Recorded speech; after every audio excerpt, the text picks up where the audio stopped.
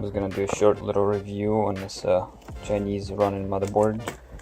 It's a x79 motherboard, socket 2 2011. This is what it comes with. Little manual, not much there. Comes with 2 SATA cables.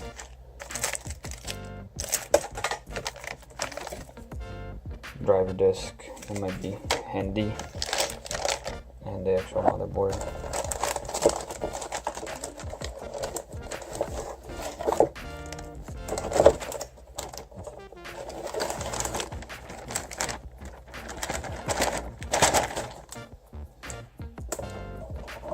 The version of this motherboard is 2.4C. Got it off the Amazon. I'll post the link in the description down there. Anyways, it's a pretty basic setup there. It has 4 DDR3 slots, supposed to take registered server memory, which I have here. Samsung, I'm gonna try it out, see if it'll work in there. Has a PCI Express 16X, I don't know if it's 2.0 or 3.0, I'll have to check it out. SATA 3.0, SATA 2.0s, 4, 2, USB 3.0 header, extra power, regular setup there, and has 1, 2, 3 USB 2.0s. Just want to say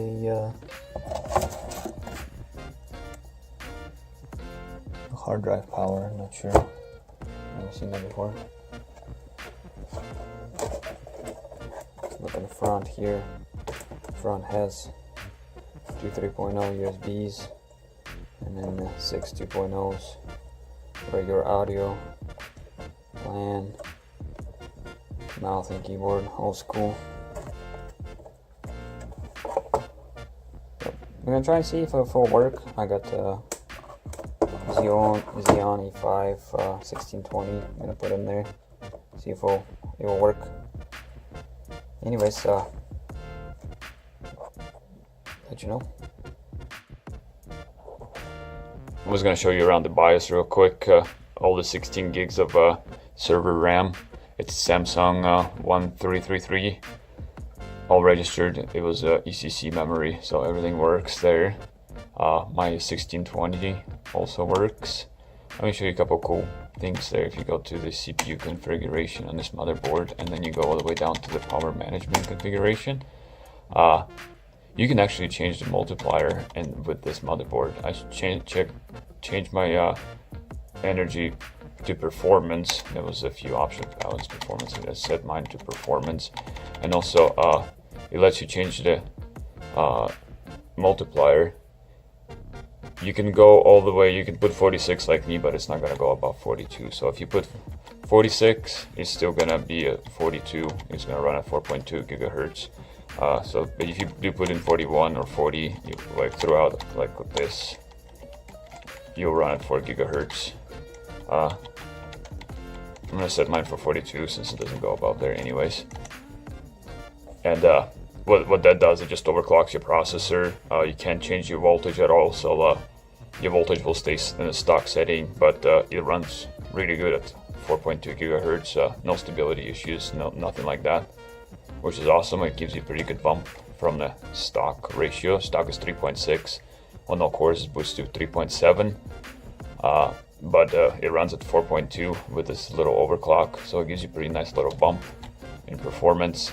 Another really cool feature of this motherboard, if you go to the North Bridge, and this from default will be set on auto, and then it ran at 133.3.